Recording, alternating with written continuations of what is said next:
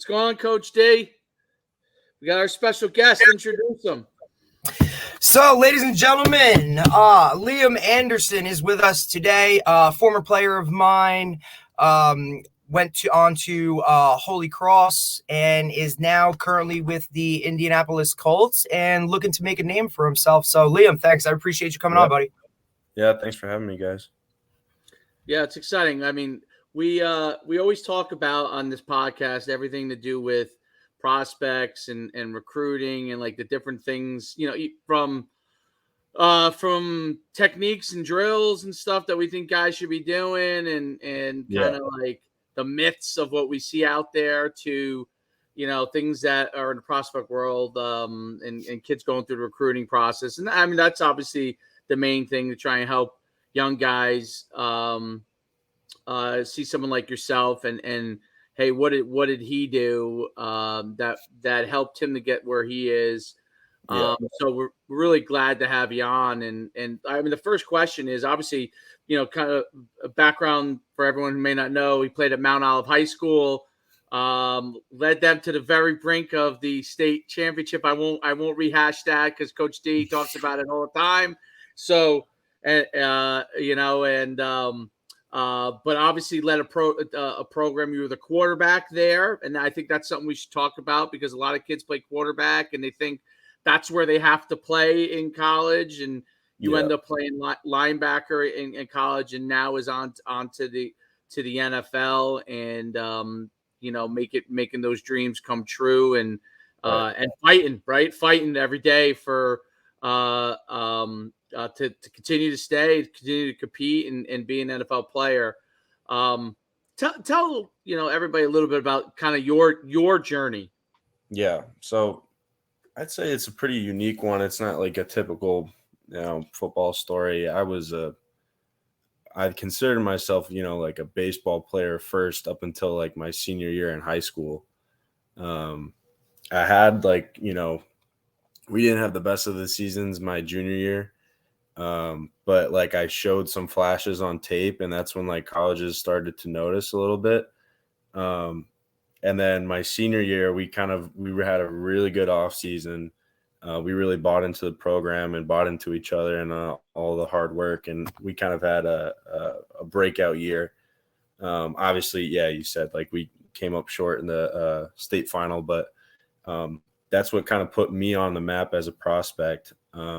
Particularly as a quarterback, I thought myself at first, but when schools started reaching out and they said, we like you at safety, I didn't really care about like what position I was going to be playing. I just love football. And so for me, it was just deciding the best, situation, the best school for me in terms of what I was prioritizing at that time, which was, great football, and then just quality of academics. And so came down to a couple schools, but in the end, Holy Cross was the best decision for me. They wanted me to go in and play safety. So my freshman year, I went in there, and it seemed like they kind of had a plan of me all along moving to linebacker because it wasn't long before I got moved into that room. And I was, a skinny buck, 190 pounds, and I quickly had to put on some weight. But it was just, for the love of the game. I didn't really care what position I played. And I'm thankful for, Mount Olive for putting me in the position to be able to be recruited by them. I think a lot of it had to deal with that I played multiple sports and not just I was, like a quarterback first and foremost, and then I also happened to play safety. The reason why I got recruited there was because, they saw my athleticism on defense, as well as, other sports that I played. And so that's what kind of got my foot in the door. And then from there, the rest is history in terms of me getting to play linebacker there. Right, which is something we talk about all the time, right? And being that, guys, hey, I want to be just a football player. I'm going to do this in the offseason. I'm going to do that. Liam, you were the rare full-blown three-sport athlete where, quarterback for football, point guard, basketball, shortstop, baseball, where your off-seasons weren't off-seasons. You were constantly in another sport. And it's something that we deal with a lot of the guys that we have that maybe aren't, hey, I'm going to stay one sport only. I think your path, I don't know if you'd be in the same situation had you only done one sport. Yeah, definitely not. And I think one other thing I would say is like when I went to college too, like a lot of my teammates and guys in my classes are from Florida or Texas, where all they have is, football and another sport. You can't do three. And it's like in that third season, they're, lifting or running for football. So I think that was one area where, like, when I entered in my freshman year, I was like a little behind the eight ball in terms of lifting, but like it wasn't long because I was just, so determined to catch up with everybody else. It wasn't long for me to catch up, but I feel like I had experience in for basketball, for like footwork, or, I feel like a lot of man coverage techniques you get from playing one-on-one basketball and covering somebody in basketball, or if you're getting a release off the line and you're a gunner on punt, like that's put a basketball in your hands. It's the same footwork.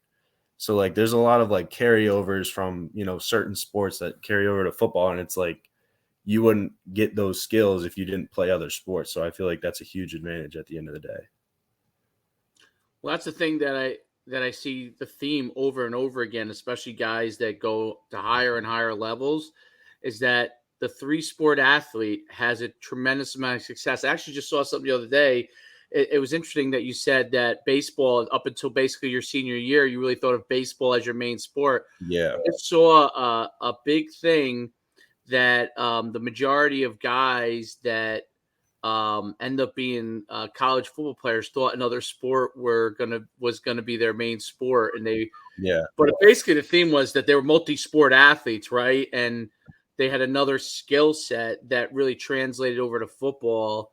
Then I think that I think playing basketball and baseball, that gives you two different types of competition, right? Too, so you're still competing, but it's a different type of competition, different strategy.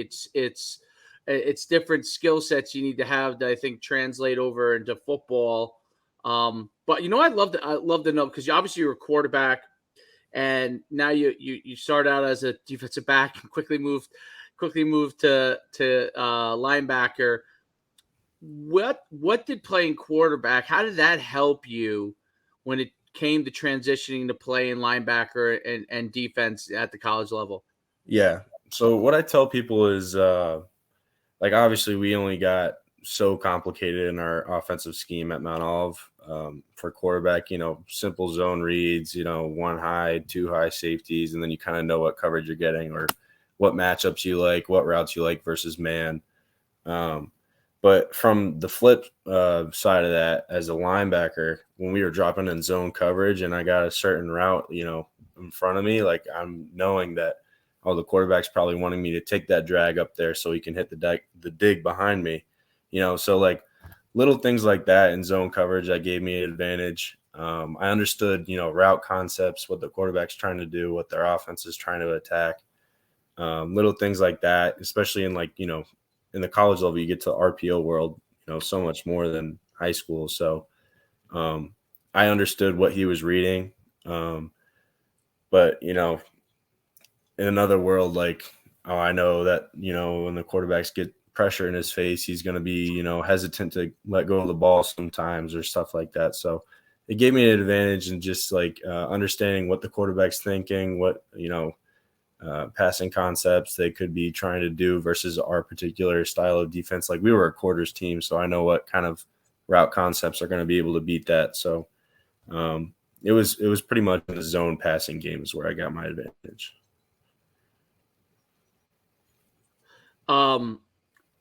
It's really, really interesting that you see, and you probably have seen this being a quarterback, but you were very humble because you played multiple sports. But I see today so many quarterbacks that they're so locked in.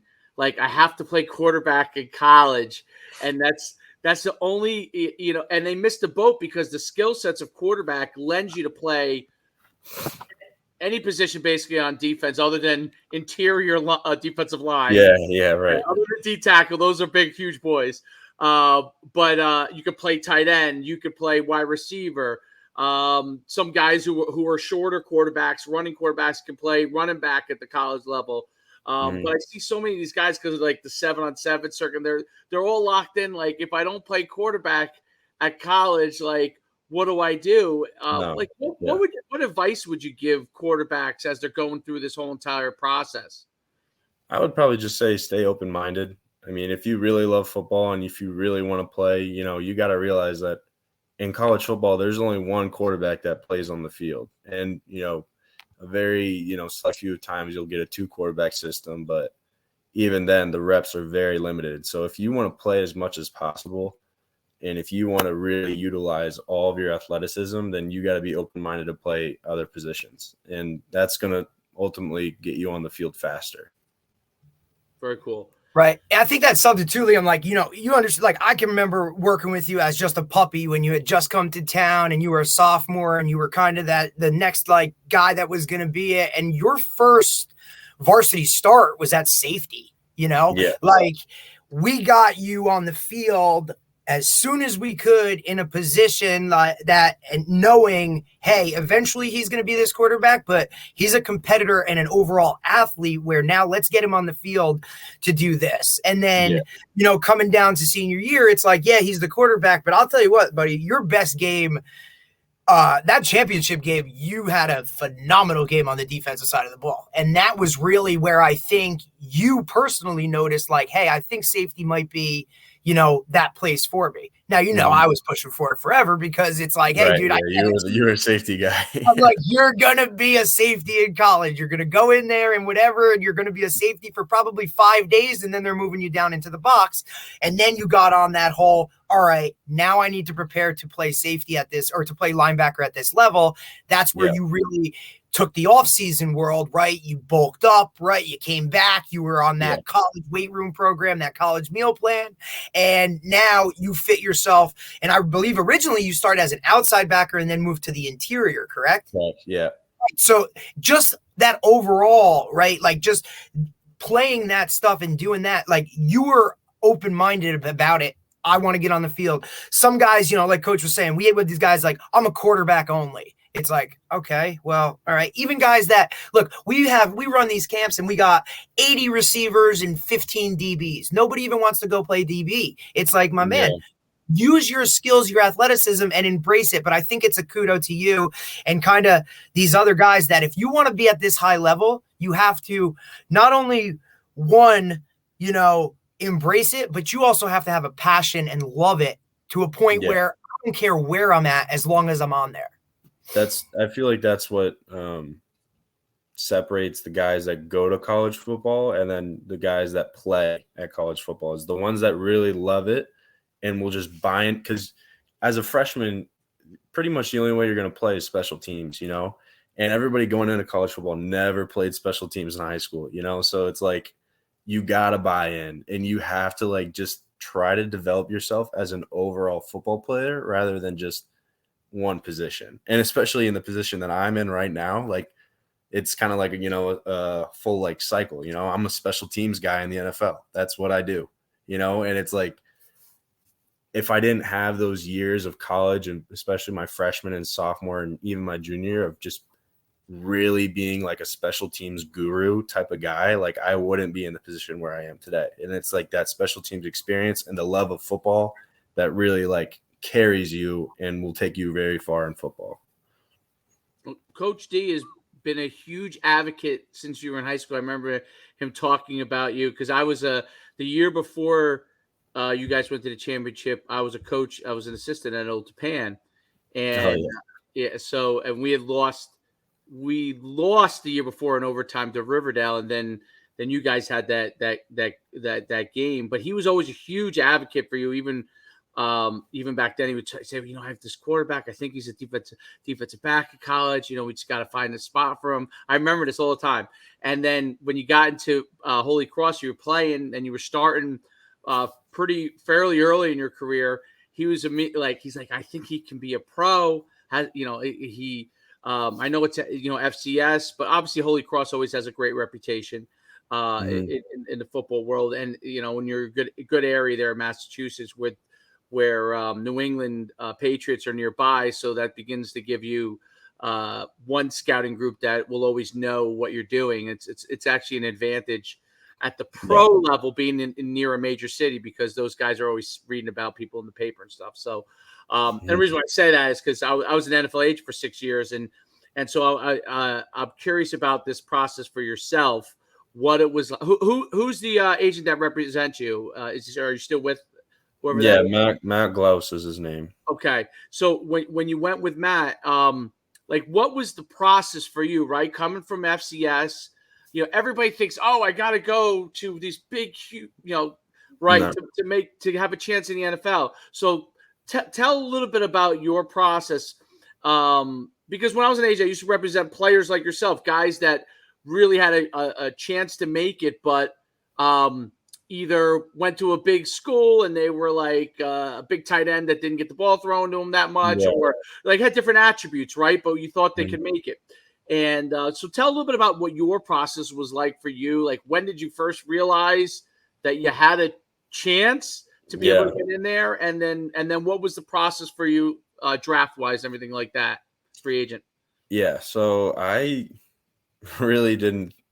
If you would have told me I would have been in the NFL my freshman year, I would have told you you're crazy. Like the whole my whole like underclassmen years, I was really just working as hard as possible, trying to make an impact on my team, and then just see what happens. And then I feel like I really had an idea that I could play at the next level was probably after the COVID season, um, 2020, 2021 season.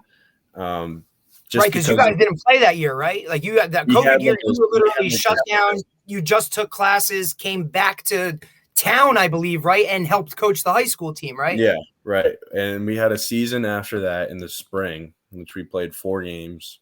And I think it was at that point where I knew I could play at the next level. Just because I was getting so much more confidence at linebacker. And that was the first time where I was playing not undersized, but like adequately sized as an inside linebacker. And I was getting a lot more confidence and understanding the scheme and making plays. Um, and I kind of just, at that point on, I was kind of just, my notch got turned up a little bit more, and I was taking football a little bit more seriously, watching more film, just honing my craft as much as I could, and really working a lot harder in the weight room.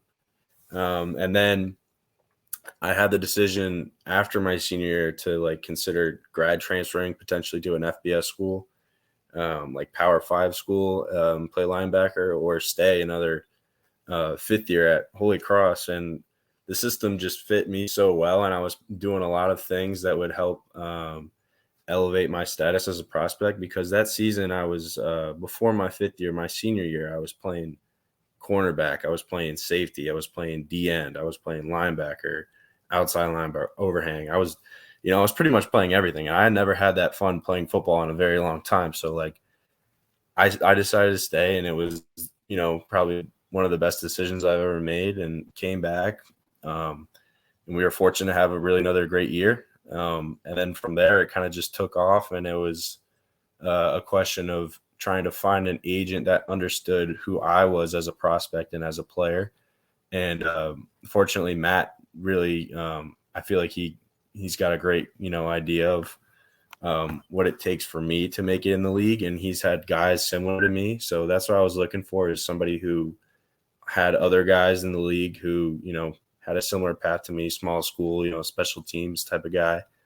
So it was a really no-brainer going with him. And then from there, it was just work as hard as possible for the combine and pro day. And from that point on, it was like 8 weeks training in Pittsburgh, come back, pro day, local days, and then draft day. It's kind of crazy how fast it moves, but it's really been, an amazing experience, and I'm definitely a better person from going through all of that. What did you run your 40 in? I'm curious. 4.53. That's excellent. We always say that 40 is I'm sure your agent told you the same thing, right? That's like, yeah, it's the biggest thing. It's the biggest thing. We say it all the time. It's like, and that was something like we always knew you had good numbers, but it was, can he keep that speed increasing that size, right? Because I mean, listen, you can talk about Leo, talk about your weight a little bit. Like, you went into college at what and graduated at what? Yeah, so I've graduating high school, I was like 190 pounds. And then I go into Holy Cross, and they're like, we're moving you to linebacker. And I was like, okay, there's a lot more food on the plate now. And so I just was putting on as much weight as possible. And I think I played the next year at 215. After that, it was 220. And then I finished my college season at like 230, but my heaviest was like 234, 235. But now I'm sitting around 230. So it was like 40 pounds, which was like ridiculous to me at the time. But after you gain that weight, it's about turning it into good weight, getting rid of some body fat, putting on muscle, and then just keeping the same speed and getting faster at that same weight. Well, I think what's really interesting and smart, I don't know if you did it on purpose or just it just worked out that way, but in high school, you just basically you played it. You didn't try to gain weight in high school. No, I was just playing. There wasn't any time. There wasn't any time really, because he would go from, and we're not talking like he was on the basketball team, right? We're like, no, he was a starter, right? Yeah. He wasn't on the baseball team. He was a start, right? So every season, and it's not so summer was really the only time where weight room lifting was a spot where we could focus on it with him. And look, and then you're getting at most a month maybe of hard work lifting. So what are you really going to get? And then in season, you're just trying to keep whatever was there. But for the type of player you were, you couldn't put on weight if we tried, even if we had you in that weight room all those time. I think that just embracing that in itself, knowing I'm going from this position to this position, and this is what I have to do to get there, right? Yeah. And this is the work I have to do, and now maintain it, and now dial it up even more now at the level you're at, where you're at, right? Staying an athlete early on, right? Staying an athlete when you're young, being an athlete is the most important thing. Right? Yeah. And you're also talking about the ultimate competitor, right? Chess, checkers, don't matter. Walking down the hallway, Liam's got to be in the front, but he's not the guy that's he's going to do it. But that's it. I'm going to win. So that's where I think adds to it as well is you got to be a competitor, man. Yeah, 100%. We go into college and it's first day of camp, you're doing a J drop frontline kickoff return block on another guy who's trying to run through your face to show the coaches that he's got it. You know what I mean? So there's got to be a little switch turned on where it's okay, I got to lock in now. I got to compete. And then if you don't win, you're not going to play. So it's it's simple as that. You just got to win and compete in everything you do. And from that, you'll just elevate as a player. Right. But we've seen some of that, right? And that's the ultimate adjustment is right. Because everybody is the dude on their high school team. Right. And now you go to college and you're just another dude amongst dudes. So at what point does it for you say, you know what, I need to now kind of go and become something else. Right. And kind of go from there. Absolutely. We lose him.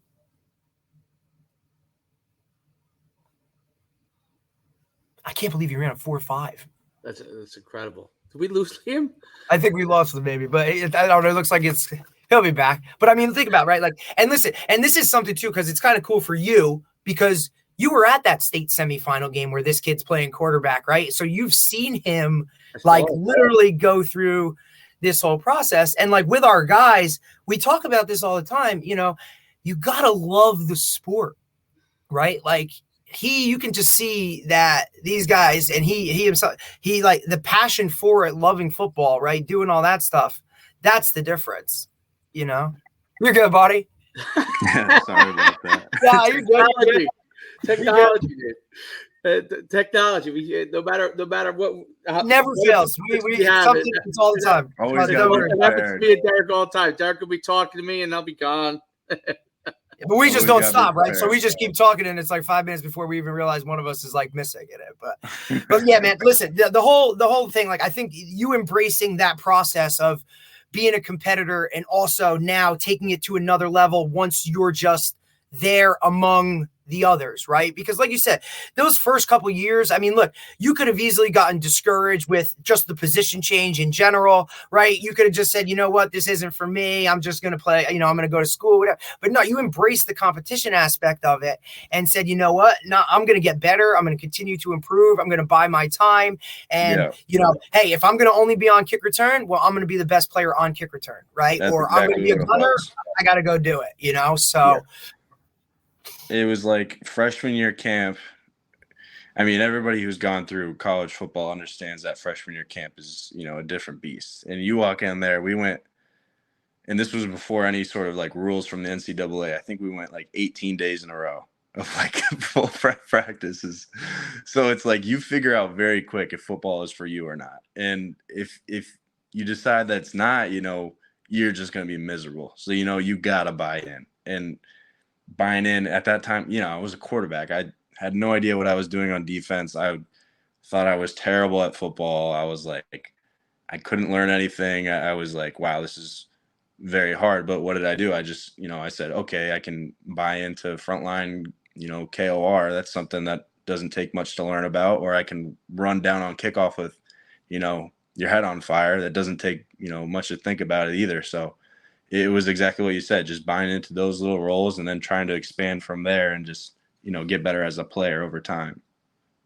Well, your willingness to humble yourself. I mean, obviously for somebody, when you grow up in your town and you're the best athlete in the town and you could do all these different things, the willingness to humble yourself when you go to college and play. And I would say the first day that I walked in, to the locker room, I'm 6'1", and I walked in. I grew up in a small town, and much like where Derek grew up, I grew up at Saddlebrook High School, which is like a tiny Group 1, and I went to UConn scholarship there. I walked in there. I was always one of the, if not the tallest, one of the tallest people in my town. And I walked in, and you're around the offensive linemen, and they're everybody's 6'5". Yeah. You're like, wait a minute. You get used to all of a sudden for 4 or 5 years, you are you're not the tallest person. You are now among the shorter people. So you're not much. Derek is like 5'8".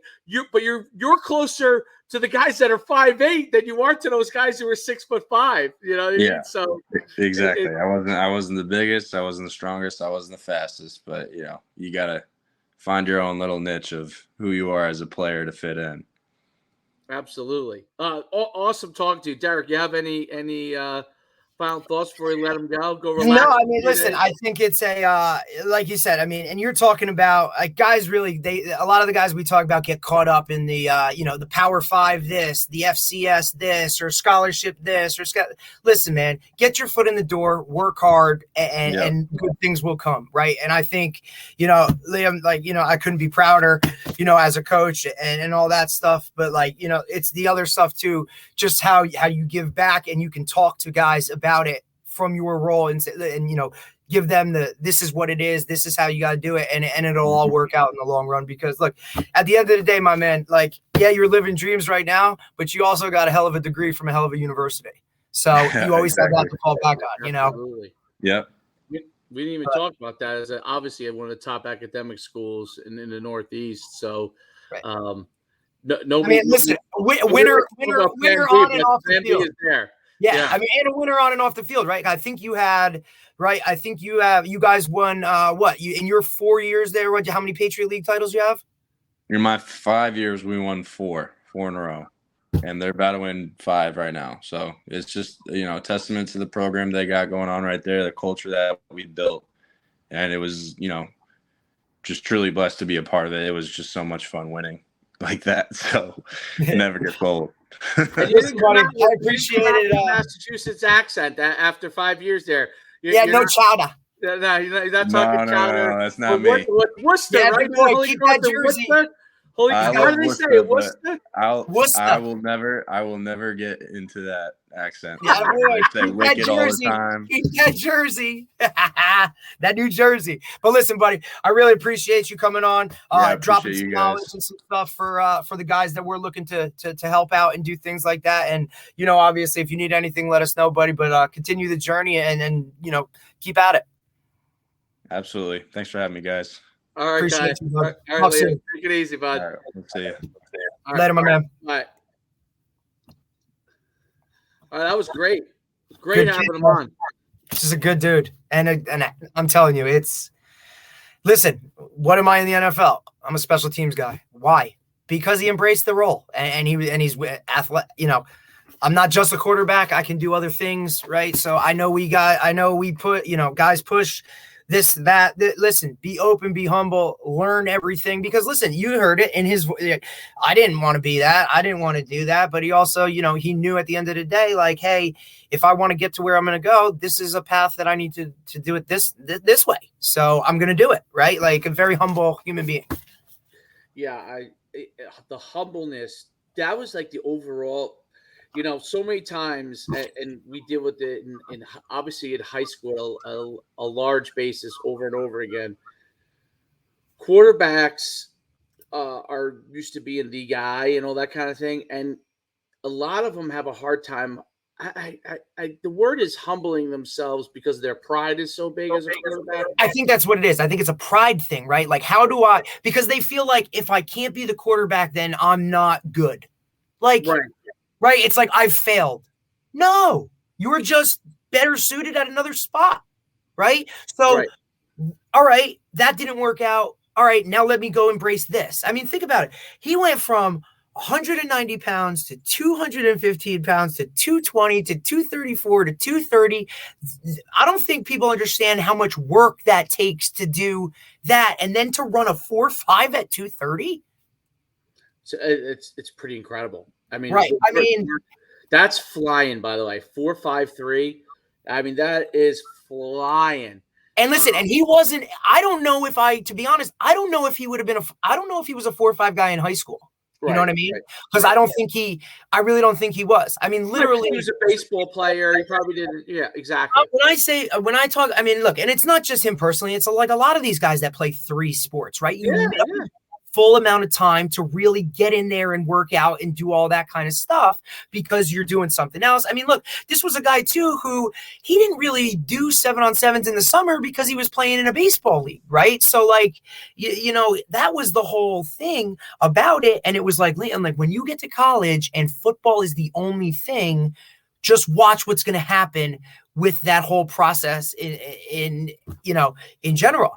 And then I'll never forget that phone call. I think it was day 5 of camp his freshman year. He was like, yeah, coach, I'm moving to linebacker. And I'm like, that's what we said was going to happen, you know? And like, you talk about him too, having an opportunity to transfer after his, you know, he graduated to play his grad year at a Power 5 school. And he said, no, this system fits what I do better, right?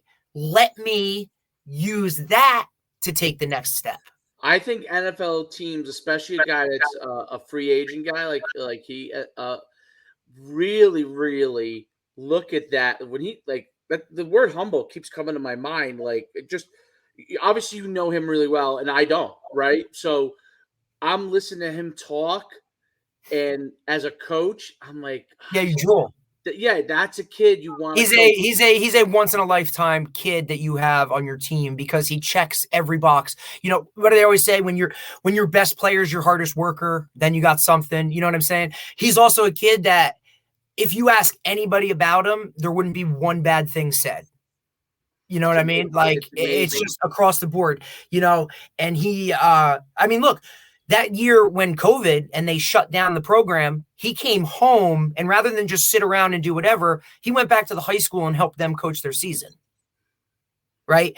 While taking classes. Like, he doesn't even talk about that stuff. I mean, he's a 4-year academic All-American. He's got an MBA from Holy Cross, like, on top of it. Like, he's sitting pretty. He doesn't have to be doing what he's doing, and I love it. He would never say it, but his quote to me was, Coach, I got one shot to be in the NFL. I'm going after it. And if it works, awesome. If it doesn't, I'll go do what I'm supposed to do, you know? So, but I just think his whole process where guys like everybody looks at it like, hey, you got to do this, you got to do that. Like, no, here's your example of a guy who, right, not a Power 5 school, went to college to play a position that, you know, he wasn't his position, and ultimately ends up, you know, I mean, listen, he didn't even step on the field on offense or defense in college until, you know, as a start, until he was a junior, right? So embracing the whole, I'm a special teams guy, I can play my role, and ultimately helping his team to, you know, 2 league titles, right? As a special teams guy only, embracing his roles. And ultimately, I wrote down three things. You tell me, these were I wrote down the 3 things that came to mind when I thought of him. Humble was the first, open-minded, and love of the game. Like, he really talked that passion. Like, he was open-minded. He was willing to learn to become better at wherever they were going to put him. And listen, it was one of those things too. Like he actually moved, and he doesn't go into this much, but because he was young when it happened. But he was born in Texas. Okay. So he was born in Texas, moved here. So when he came to high school, he was like the next whatever. And I can remember his freshman year, he had like a back injury, so he didn't really play. And as a sophomore, he came in, and it was like, we got to get this guy on the field somehow, shape, or form. We were an older team, right? So I'm like, give me him at safety because he's athletic, he's long, he's going to be there eventually. Let's put him there. And you could see as a sophomore him start to embrace that. And he never thought of himself. That's the truth. He never thought of himself as a football guy. He was like, I'm going to college to play baseball. I'm going to do that. I'm going to have a long career throwing, doing all this kind of stuff. And then after his junior year, you know, and I think I can pinpoint it to a play where he pulled an RPO and he took off down the chute and he split 2 safeties as a junior, like for a 60-yard touchdown. I think that's the play where he was like, I might be able to play this sport, right? And then he built off his own confidence. He has his own fuel that fuels his fire, right? Like he even talked about, hey, if I'm the first, you know, I know this guy across from me on kickoff is trying to run through my face to get on the field. So you know what? I have to stop it in order to get on the field myself, right? So competition, like, and that's the thing. You wrote down those things, right? I wrote down the same things, right? The open-mindedness thing, absolutely, right? Willing to play another position, willing to trust. Like, look, even when he's talking about his agent, right? Like, I looked for a guy who had guys like me before. Smart. He's a smart guy. I mean, but the humble. I mean, and obviously he's a fierce competitor. Brutal. Like you don't want to comes through. Which I think is an attribute that you need if you want to. I think it's amazing how he balances. Okay, and this, I mean, listen, if he gets the right opportunity, he's definitely a pro because he balances being humble and being a competitor, like a fierce competitor. That is hard for people to balance, like. Right, because if you do it too much one way, you come off as cocky, arrogant, and everybody kind of like, whatever. Mm-hmm. Like, if people knew, like, it's the stuff you say to yourself, right? Or the stuff you say under your breath that, like I know what he's thinking in his head, like that competitive nature coming out, that fire of what he would love to express outwardly. But that's what fuels him in here. But the fact that he can keep it inside and use it, right, is I think what separates guys from being a college player and being an NFL player, right? I know you're competitive because you took the racket and you fired it. I'm like, oh, as soon I was like, oh, and I never do it. And then when it slipped out of my hand and went over the net, I was like, oh my shot. I thought someone took a hammer to my shoulder. Joe was like, oh my God, I think you just killed the game. I was like, I told you it was getting wet. We got to get out of here. It's getting slippery. I was like, oh, damn. I was like, oh man. I was like, that's a whole different level. But even something like that, like I would see, like if you put him on a pickleball court and said, hey, let's try this, he would play like once, and it wouldn't be something like he would go back and now he would probably like Google like pickleball, right, and start to do the research and that type of stuff because he was also that type. You heard him talk about it too, and I think our guys that need to hear this, they need to know the off the field stuff that it takes, the studying of more film, right? The knowing your body type of stuff that he embraced in order to take that next step. I mean, you said, listen, a coach doesn't put a guy in multiple positions at that level unless it's somebody that can do it, not only physically, but think about mentally being asked to play safety, linebacker, corner. You heard him say he's like, I was on the edge. I was coming from here. I was coming from that, which all of that stuff at the time feels like, wow, this is a lot. This is whatever, like, and I'm playing special teams. But now it's like, hey, man, look at what you're doing in the NFL. That is why you are probably signed with the team you were signed with and have an opportunity to play, is because you have and embraced doing all of those intangibles. Because we know in the NFL, it's, you can't be a one-trick pony unless you're literally the tops of the tops. He loves sports, like just sport. Like, I mean, he may not love every sport, but he enjoys sports. Like, I think that's a big deal because a competitor, man. Like, he's a competitor but he embraces the other stuff, right? I like think guys who love sport, if you only play one sport your whole life, but you don't necessarily love sports, if all of a sudden the sport you think you love rejects you, maybe your position or something, sometimes those guys bag it in. But guys who love sports, they just love to play, like old school play. So you're basically taking, all right, yeah, I'm a quarterback, safety, and you know what, you're going to go play this position now.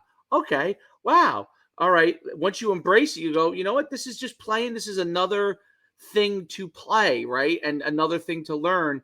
And that was, I think, what made. There's a lot to learn from, especially the modern athlete. This is a guy that's in the NFL. Like, a lot of guys are like him in the NFL. 3-sport athletes, played another position in high school. I bet you if you polled a lot of his teammates on, and I guarantee you 90% say they played 2 sports, right? But I bet you a very few, right? And like, he talked about it when hey, and look, what were the 2 states he mentioned first, right? Florida, Texas. Guys on my team from Florida and Texas, right? First thing he said, Florida and Texas, right? Those guys were, they were ahead of me because they did that. They had football year round, right? But what did he say? But he felt, that third sport gave me a little bit of an edge when it came here. So it's a healthy balance, right? So wherever you are, embrace that. And he ran with that, and I think that's what set him up to be, where he's at right now. He can run down on kickoff. He can get on kick return. He can be a gunner. He can do all that stuff. And he talked about, I think the other thing that was great is for guys to, like, when he talked about coming from being a quarterback to that defensive side of the ball, how much that helped him with the quarterback's thinking this, so I can play it this way, or this route combination does this. I know what I would be looking for. I can do this.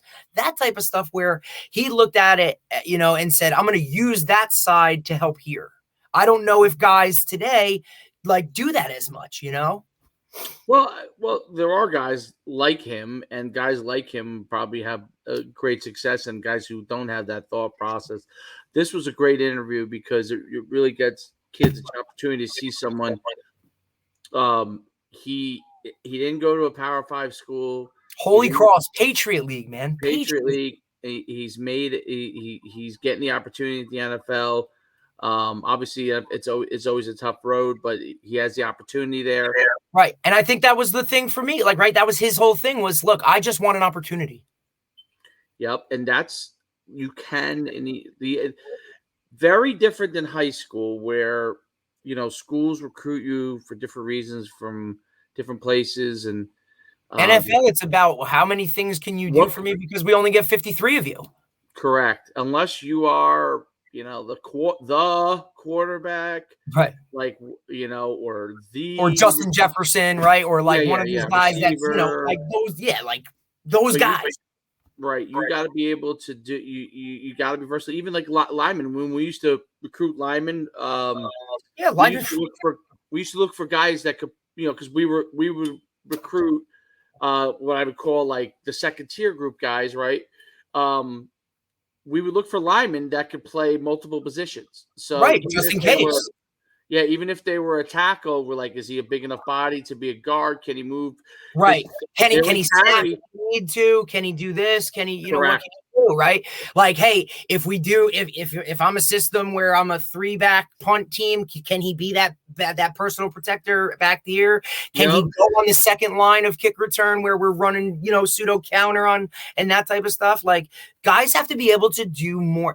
And look, at the end of the day, it really is about versatility, right? So he can do a lot of things and he's been coached up to do a lot of things, but it's also he embraced that opportunity to do it and ran with it. And it's ultimately set him up to where now he's in a great position and, hopefully it works out. But you can also see like, hey, if it doesn't, I'm good. I got a degree from, Holy Cross, so we're good to go. He reminds me of he played in the NFL for many years as a special teams guy. Remember Vinny Church? Was it Churchu, I think it was. He played for Carolina. Played like 8 years, and he was mostly special teams. And that's the thing. If you develop, like listen, you make the roster. All right, you're a special teams guy. That's your role. Well, things happen all the time. This guy's hurt. That guy's hurt. All of a sudden, now he's the starter. Who knows? Opportunities present themselves when you continue to work and do the right things. So I think it's a credit to him. And I think it's a great lesson for the guys that listen to this or that we're trying to influence and do things that we all want you guys to get those Power 5 offers, but there's another way around it. And if you do these certain things, you can still put yourself in a good situation. On a different note, with the kids that we're working with, the young guys, man, in 3 weeks, I can't believe. I'm like, and it's not even a true 3 weeks because a lot of those guys only play once a week. Yes. So you're talking once a week for an hour with extreme attention to detail on technique, learning what like some of the little tidbits, the intangibles that a lot of guys might not teach or dive into. And we've seen these kids get better, and we're not talking like, oh, okay, he's getting it. We're talking like, whoa, like on a different level. And then you can also now start to see they get a little bit of confidence to them. And we're talking about guys that are first, second, third grade, right? Like going from like to now, hey, like, oh, hey, coach, like I hitched on that one. Like, okay, dude. Yeah, you did. Good job. Like self-correcting and enjoying themselves. It really, it's amazing how, they are sponges at that age. So if they can learn it right pretty early. And then you develop those habits, those good positive habits that now, even I just think even like putting them into something like that, where now like we have a structure to each session that we do, right? Like your quarterbacks, you're doing this. When you're coming to receiver, you're doing this. And teaching that type of structure, this is how it's done. This is whatever. Now they go to their other teams and that's what they're expecting, right? So then when they don't get it, they still hold themselves to that and conduct it. And now the people around them start to see it a little bit and say, all right, well, let's do it like him because he seems to be a little bit better than us. So why don't we follow that, right? So not only are you developing skill sets and better players, but you're developing overall like guys, that are going to be your leaders, your captains, the way you want to help conduct practice, right? Like they're going to look at those guys. So, and then you see it with their confidence levels, like, and now they're going to take that and then they're going to turn that into whatever else they want to do. But it really has been an eye-opening experience in these first 3 weeks. Yeah, it's interesting. It really is. I mean, the receivers, they're starting in a stance. The quarterbacks are developing quickly. Their arms are like all of a sudden now, because they're starting to throw it more correctly, it's like coming out of their hands. The receivers have to catch up because that takes that's one of the things like we've talked about with the receivers. It's like, hey, dude, you're not sitting in the backyard throwing with daddy, lobbing balls to you now. Like you're legit getting guys like, hey, you got to catch on the move and do what you're supposed to do. And you can see them, even though still, and this is my thing too. Like, look, I don't care if you're dropping passes right now. That's all right. I want you to make sure that the technique that you're going with is going, and you're constantly doing your stance is the same every time. Your takeoff is the same every time. Your action. Now look, and now that all the rest of that stuff will come with time. So now you're teaching them a little bit more, just like humbleness about themselves to, hey, I'm not going to get this right now, but eventually if I keep going and keep going and keep going, I will. And that's tough for these kids because they're young, man, and they're growing up in an age of instant gratification where I need it right now. So they're trusting this process, and now they're learning to be, patient, but also push it at the same time. There's absolutely right. That's absolutely right. All right. Well, this was a great podcast. I think we should try to get someone on for a few minutes each week. Yeah, I don't know. We might have screwed up though and set the bar a little high with the first one. I know we did. Damn it. That's all right. Yeah. It's going to come and go. That's how it is. But I think right way to do it because you get to hear a different perspective beyond totally different, right? Like guys like, oh, he's you look at it, first off, if you looked at him, you would say like, all right, well, whatever, right? Like, I mean, yeah, he's okay. He kind of looks the part, but you wouldn't think he's like an NFL linebacker, right? Like that, right? That guy is on the Colts. Like, yeah, he's wearing number 49 and he's running down with a freaking Johnny U. Here we go. How tall is he, by the way? 6'1"? I think he's 6'2" and a half. Oh, 6'2". Oh, he's tall. He's tall. Yeah, I think he's taller than he might actually be. Yeah, he's taller than you would think. But he carries it different, because when he was in high school, like he was the long, lean type of whatever, and then when he got there, he's 6'3".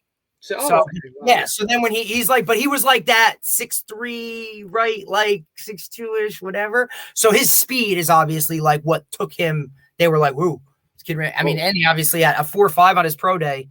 Not 6'3", bad. 230. Yeah. 6'3", 230, running a 4.5 40. Pretty good. NFL. Pretty. And that's a guy who's on the cusp of it, right? Like he's trying to continue to make it, right? Like he's got to work to get where it's at. So, but all right, well, awesome. Let's do it. I'll hit you up. We'll end the podcast. Good one there. Real good one. Great job. All right, buddy. All right.